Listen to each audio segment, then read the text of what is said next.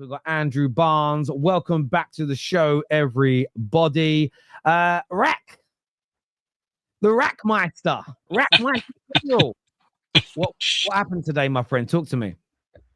You know what? I'm not too disappointed. Obviously, we didn't win the trophy, which is a little bit disappointing. But I think the signs are there that it's going to be a good season. And yeah, people will say, "Oh, you are just saying that because you lost." But ultimately, I don't really care. The bigger picture, the Community Shield is not what we're going for this season. We're going to win the league, and we're going to win the Champions League. And yeah, it's disappointing not to win the Charity Shield. But I'll say like exactly what happened after we lost to Newcastle. Congratulations, Crystal Palace. They did well. I'm happy that they got their second trophy. That's incredible. The fact that they haven't won a trophy and now two like London buses two come along at once. And yeah, but we got. I don't want to say the famous words because Arsenal christened them, but we got other competitions to go for this season, and that's where our priorities lie. We've got bigger fish to fry. Yeah. You said that, Terry, not me. You said that. I said it for you because you bottled it. Like Mo Salah taking a penalty, you bottled it today. But yeah, shocking penalty. Second shocking penalty in a row. Actually, he missed one in the preseason games too. So a lot of people online were kind of getting at Mo Salah today. Not a lot of touches, not really involved in the game. Is that a concern at all now that there's been some bigger stars added and maybe more of the football is going through other players? Is there a fear amongst Liverpool fans that he'll be marginalised slightly, or is that just rivals overreach him? no, I think it's still early days. Like there was some nice link-up play between Ekatike, Verts, even Gakpo moments, and Dominic Szoboszlai. A lot of that came down our left. But I think as the season progresses, we're not going to forget about Mo Salah. He's going to be out there. McAllister still has to come back into the team. Gravenberch still has to come back into the team, and we'll have to see which combination works. But I think we'll work out ways to get Salah into the game as well, and then it will become more difficult because obviously if you're dominant on one side, then it's arguably a little bit easier for teams to shut you down. But when you've got equal threats on both sides, then yeah, you're dangerous across the front line. And Ekatike, like nice link up play, he's got his goal as well. And look, who knows what Alexander Isak may bring. So we'll see. I hear that. What about the sort of a lot of people talking about the counter attacks, looking a bit vulnerable to them in pre-season. Same today. Is that something that you want? Is that a system issue? Is that the players? Is it about buying Mark Gahey? It's a bit of a concern. I'm not going to lie. But I think it's just a question of finding the balance more than anything. And look, Slot has proved time and time again last season with the changes he's made. And I think he'll make the necessary adjustments so that it's just about finding that balance. Sometimes we're willing to get a little bit too open on the counter attack, but if that means possibly one of the fullbacks tucking in a little bit more and going into midfield, or making some adjustments so that someone stays back, I don't know. I trust him to make that. But what's accurate is we are leaking too many goals, and that needs to stop. Yeah, I hear that completely. G, as a Liverpool fan, do you echo that, or do you view today differently? Are you a little bit more bothered than Rack sitting in his penthouse there? No, I kind of echo what Rack said. I'll be honest. More so the transition stuff. Yeah, I mean, I just think Liverpool need to sort that out, and we haven't. You signed all of these great players, but that's not helping what the real issue that Liverpool have always had, which is, on transition, you're one of the worst teams when it comes to that. And it's not even necessarily by the goals that we concede, it's more the opportunities. Do you know what I mean? Palace had opportunities and chances today to score more goals. But I hear what Rack's saying in terms of their signs. There are, like you saw Ekatike, you saw Verts, kind of, like you saw a bit of Frimpong, Kirkes, like there's stuff there. But I just think, Liverpool's biggest issue isn't the striker.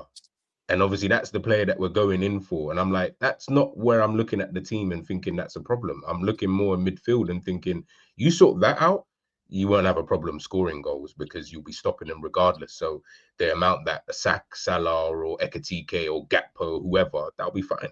That's more than enough to win you a Premier League. But that middle of the park is my only worry for Liverpool going forward. Yeah, I mean, I get where you're coming from. A lot of Man United fans are concerned that you guys, if you didn't get Isak, could pivot to someone like a Belieber, which I think would stop a lot of what we saw today. But as a United fan, of course, I'll praise Liverpool when I need to with the job that I do. I like the fact you do have a vulnerability, though. I like the fact there is a kind of, for want of a better phrase, because this is probably a cancelled phrase now, but a chink in the armor. I like the fact there's something where you go, oh, there's an element of gettability there, because I think it makes, if you guys just looked perfect and infallible and untouchable and impregnable. I don't even know if that's a word. I'm making up words today. I think it's too much beer, too much beer. What did I say earlier? Unignorable. That's just not a word. I don't even know why I said it. I don't even know what would you say instead of unignorable? You lot are all more intelligent than me and educated. Unavoidable. Take notice of something. You can't ignore something. You take notice of it. Yeah, you can't. Yeah, I don't know why I said unignorable. I'd be shit at countdown, wouldn't I? Like other. I said it, and I was like, "Oh, that's a bad one. That I'm gonna get some stick for that one." But I hear you guys. G, any concerns around Mo Salah? He's trending right now. He's obviously taking a lot of stick and a lot of banter. Or is this just because it's Mo Salah and people are wanting to go in? What's the stick? He barely touched the ball, didn't have any influence, missed his penalty, had a bad game. He's on massive money. They expect more, etc. I'll be honest. That was like most games that he has played anyway. I guarantee, if you added a goal or an assist to that game, it would be the same thing. Like, you wouldn't have walked away and thought, oh yeah, Mo was brilliant. You would have just said, oh, but he scored though, right? Or he got an assist again, right? Like, that was just normal. Like, I'm not even mad at Mo. Mo's not even like I said, he's not even the problem. It's I don't want people to focus on like the wrong things. He's not an issue. Like, that was just a normal game for Mo Salah. Do you expect more? Of course you do. 100%. He's your best player, or he's your best attacker anyway in the team. So of course I want him to be a bit more, just have a bit more about you. But at the same time, you've now got other players, Ekatike, you've got Florian Wirtz. So these guys have to step up when he's not on job. And that's where we kind of failed at times last season, because he was always saving us. It was kind of like you're trying to hope that someone else can come in. Now that's working. I'm not really too fussed. Like, that wasn't, I'll be honest, I've seen that game like 10, 15 times last season alone. Do you know what I mean? So I'm not really too fussed with that with Salah. Obviously, if it continues, it's a worry. But right now, we're good. We're good. I get that. I'm going to go to Kojo. We are going to get onto talking Chelsea specifically later. But Kojo, what's your thoughts on the Liverpool thing today? Because I've just got a feeling you've got some things to say. Now, obviously, I said this last time. I said the chink in the armor is that defense, and I know I'm saying it, probably shouldn't say it, but I'm going to say it. But I honestly think that I said the only way you're going to get out of Liverpool is going to be that defense. Which is why I said I don't care if you go and buy Isak. I don't care if you go and buy Ekatike. You can go and buy Oshishevin if you want to go and buy him. I don't care. Buy as many strikers as you want. The whole team needs to work together. So if you have an over bolstered attack, then I know that that's not what we're going to get you. We're going to get you in a defense. And I said it when I came on last month about Liverpool. I said, what I say the AC Milan game? I said, who was it? Virgil van Dijk. Didn't I tell you that? I told you that the Virgil van Dijk is going to be their issue. And someone told me it's only a preseason game. And I said, no, watch him. It's not that he's bad. It's that he's declining. And when he's declining, what I mean by that is that you lose that yard of pace. You lose that a little bit of strength. You forget that you're not that player anymore, right? And so what actually needs to happen is that it just needs to refresh and make sure that you got other players who actually cover him in that space. And I don't think anyone can cover him. He's just that good. So to see him decline, the whole team actually suffers a little bit. But that's not to say that the defense is awful. No, it just means that that's where we can get at them. But to be fair, when I watched parts of the game in terms of Liverpool versus Crystal Palace, I'm gonna be honest with you. Listen, it's not that it doesn't matter, but it's Community Shield. I'm gonna be honest with you. You want to win, but it's Community Shield. Okay. At the end of the day, I understand what matters is over 38 games for most people when it comes to the league. But what my thing was about for Liverpool is this season's about to be a very dangerous season for every team. Because it's not about the top 4 teams that I'm thinking about. It's the midway teams I've told you about last time that are going to affect the season. Because I think the top 4 teams, Man City, Liverpool, Chelsea, they're going to do their things, right? But it's going to be those games where people lose points by not actually playing that team and winning, beating your Crystal Palaces, beating those little minor teams in the middle that's going to change the trajectory of the league. So for me personally, listen, fantastic game. To see Liverpool lose, I will never cry a tear. I said it before, I'm going to say it again, reiterate. Chelsea for the league, And sorry to Liverpool, but that Virgil van der Klein, if they don't replace him or get someone good enough, you're gonna see it's gonna get worse.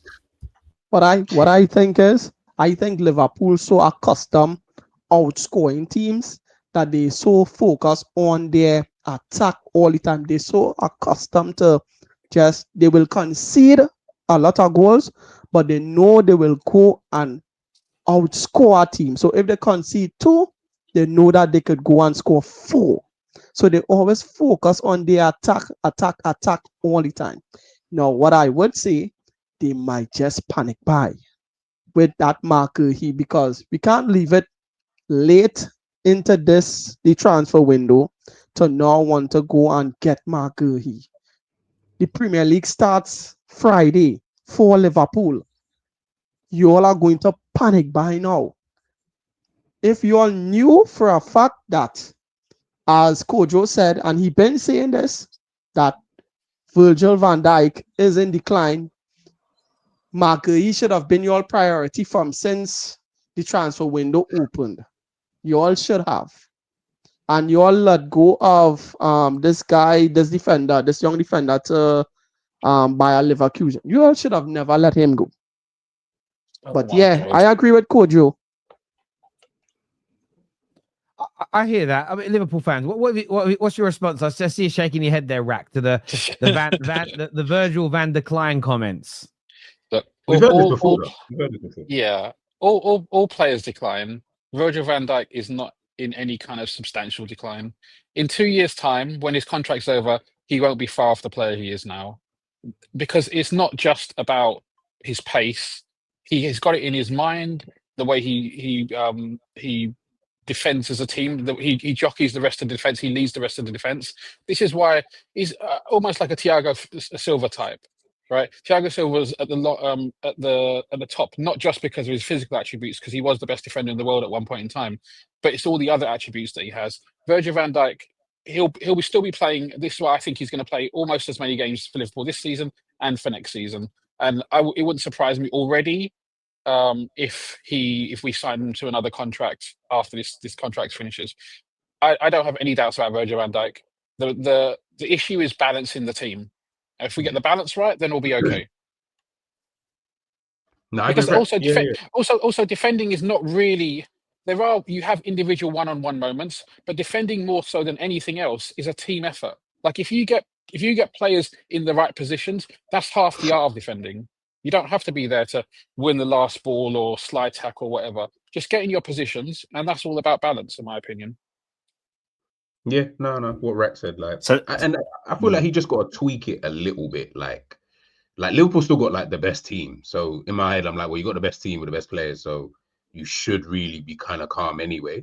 But you just need to tweak it, because obviously for what Kojo's saying there, I agree. If I was an opposition team, I would look at it and just think, well, Liverpool's defense, you just get at them, and as long as you take your chances, you'll be fine, because you know Liverpool will score. It's just about you taking your own chances. But on the flip side, I don't think it's a lot that Liverpool need to do. And by the way, this is me trying to look for perfection, whatever that is, right? So if you just tweak it a bit, I feel like Liverpool will be fine, like going forward when we're talking about defensive transitions and stuff like that, because they've got the players to hurt you, and they have got good defenders. Yes, Van Dijk might be a whatever decline you think that is, that's fine. But his decline is what we would deem to be the best player in the world. Like, he's on that level anyway. So I do get it. There probably is going to be a natural decline, and he needs to just check himself a bit, understand, I can't really do that run I always used to do, or I can't jockey the same way I used to be able to jockey. But on the flip side, I'm still Van Dijk,